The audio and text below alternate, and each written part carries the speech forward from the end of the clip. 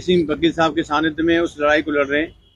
हमारे इस श्री कृष्ण जन्मभूमि संघर्ष न्यास के जो राष्ट्रीय मुख्य संरक्षक हैं श्री रूप सिंह नागर जी और जो राष्ट्रीय उपाध्यक्ष हैं आदरणीय सोनिया ठाकुर जी, तो इन सभी के सहयोग से, इस समस्त भाई बहन बैठे सभी के सहयोग से इस लड़ाई को हम लड़ रहे हैं। लेकिन 1670 के बाद में आज तक उस स्थान पर माखन मिश्री का भोग नहीं लगा है। तो आपके माध्यम से हम आज एक पत्र के माध्यम से महामहिम राष्ट्रपति जी को एक हमने पत्र लिखा है और हम इसमें मांग कर रहे हैं कि 1670 में जब औरंगजेब ने हमारे मंदिर को तोड़ा, तो तोड़ने के बाद में वहां पर एक सफेद बिल्डिंग बनाई जिसको कथित ईदगाह मस्जिद कहते हैं। उस मस्जिद के नीचे हमारे कृष्ण कन्हैया का जो मूल गर्भ है वो आज भी मां उपस्थित है। यदि खुदाई होगी तो सबूत मिलेंगे। तो हमारी महामहिम से यही मांग है कि हमारे कृष्ण कन्हैया को वहां पर माखन मिश्री का भोग लगाएं। यदि सरकार हमको नहीं भेजना चाहती तो कोई दिक्कत नहीं है, अपना कोई सरकारी प्रतिनिधि वहां डेली भेजा जाए और हमारे मंदिर में वहां पर भोग लगाया जाए, क्योंकि कृष्ण कन्हैया वहां बाल स्वरूप में है। बाल स्वरूप में जब कृष्ण कन्हैया थे तो उनको माखन मिश्री अति प्रिय था। तो हमारी ठाकुर जी के चरणों में यही इच्छा है, सरकार के माध्यम से, महामहिम के माध्यम से, किसी भी माध्यम से वहां पर माखन मिश्री का भोग लगना चाहिए।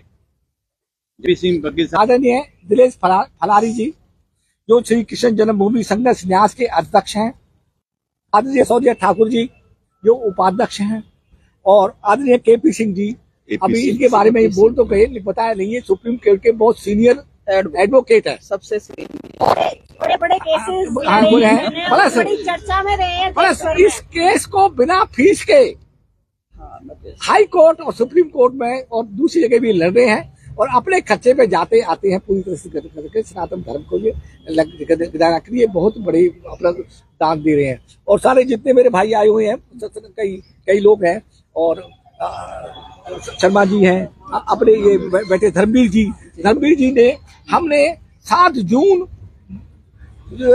जून को धर्म संसद करने जा रहे हैं। तालकटोरा रोड स्टेडियम जो है, तालकटोरा स्टेडियम बुक करा दिया है, वो सारा धर्मवीर जी के उससे हुआ है और जितनी भी उसकी परमिशन ली जा रही है वो परमिशन भी तकरीबन ले ली गई है सारी पूरी तरह से। और ये हमारे पास सर्टिफिकेट है उसका 7 जून करने के लिए।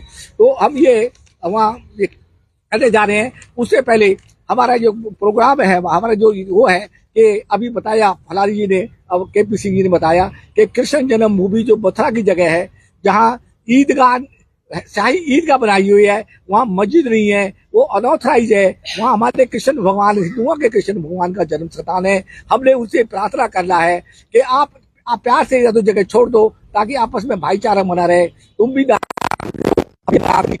पहले ही तुम्हारे बुजुर्ग भी हिंदू थे, ये आप लोगों ने नहीं किया, इसमें जगह को प्यार से छोड़ दो, या तो आप जगह कहीं अपने आप ले लो या हम आपको लेके दे देते हैं। इसके बारे में हमने उनसे प्यार से बात कर दी है और ये आज जो प्रोग्राम मनाया जा रहा है ये इसमें तय होगा कि 7 जून से पहले हम कहाँ पूरे देश को इकट्ठा करें, कहाँ किस की जिम्मेवारी लगाई जाए। अभी यह लोग अपने मस्जिद बना दी। मैं तो ये भी कहूंगा कि जामा मस्जिद जो है ऊंचा कर दिया 8-10 फुट, क्या जरूरत थी, वहां को कौन सी बाढ़ आ रही थी, वहां भी मंदिर तबाह हुआ है, जगह जगह लाखों मंदिरों को हमारा तोड़ा गया।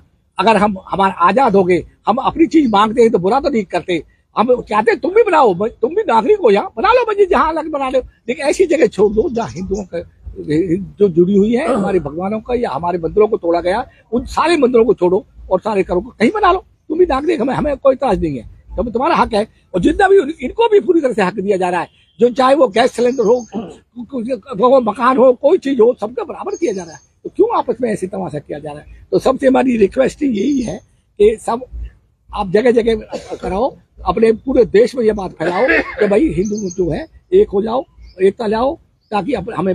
मैं ब्रज की बेटी हूँ और मथुरा से आई हूँ, तो वृंदावन में रहना है तो राधे राधे कहना है।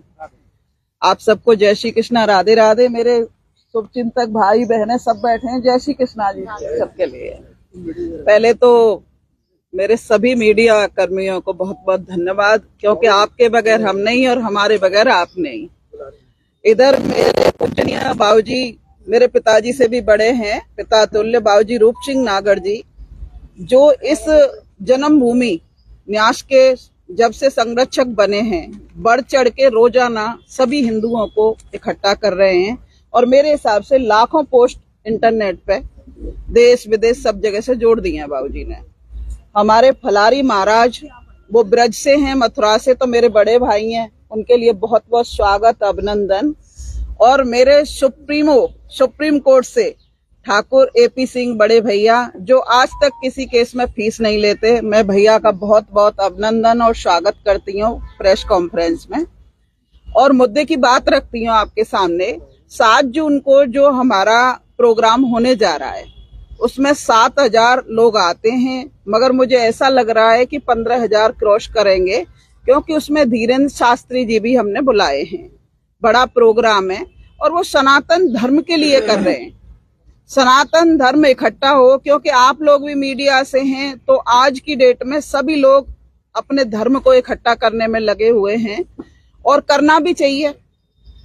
क्योंकि देखो, मेरा त्योहार होली का साल में एक बार आता है और महीने में 4 दिन नमाज होती है, तो मैंने कभी नहीं बोला कि भाई आप नमाज मत पढ़ो, पर होली के रंग, होली के गुलाल से सभी को नफरत है, जो हमारे शुभचिंतक हिंदुस्तान में बैठे हैं। तो एक तो होली धूमधाम से मनानी है, कलर से भी, रंग से भी, और हमारे यहाँ तो ब्रज की होली होती है। आप सबका स्वागत है, सभी लोग बरसाना और वृंदावन में आइए, मैं स्वागत में खड़ी मिलूंगी आपको, बिल्कुल। जैसा कि आप सबको विदित है कि परम पूज्य संत श्री श्री 1008 दिनेश फलाहारी जी महाराज, जो कि कृष्ण जन्मभूमि, जो श्री कृष्ण जन्मभूमि मुकदमा ऑनरेबल इलाहाबाद हाई कोर्ट में चल रहा है, उसमें मुख्य वादी हैं, मुख्य याचिकाकर्ता है। और ये इनका तपोबल, इनकी तपस्या, क्योंकि इन्होंने प्रण लिया है कि जब तक कृष्ण जन्मभूमि पूर्ण रूप से अदालती आदेश के द्वारा मुक्त नहीं हो जाती, तब तक ना ही अन्न ग्रहण करेंगे और ना ही पैरों में जूता या चप्पल या खड़ाऊं ग्रहण करेंगे। नंगे पैर रहते हैं, फलाहार पे रहते हैं, और नंगे पैर रहना आप समझ सकते हैं कितनी बड़ी तपस्या है। अभी जून का महीना आएगा, हम लोग जब सुबह को शिवलिंग पर जल अपने घर से अर्पण करने जाते हैं, तब भी मार्बल पत्थर तपने लगता है, तपिश देता है। और ये पूरे समय, और इस बात को माननीय इलाहाबाद हाई कोर्ट बहुत अच्छी तरह जानती है, उन्होंने खुद देखा है, माननीय न्यायाधीशों ने देखा है कि जून के महीने में भी नंगे पैर और फलाहार पर रह रहे हैं। तो ये बड़े तपस्वी हैं, इनका मैं कोटि कोटि वंदन अभिनंदन करता हूं। इस देश के करोड़ों और दुनिया भर के करोड़ों में संख्या में फैले सनातन धर्म के लोग जो लगातार इस संघर्ष में इनके साथ हैं। परम पूज्य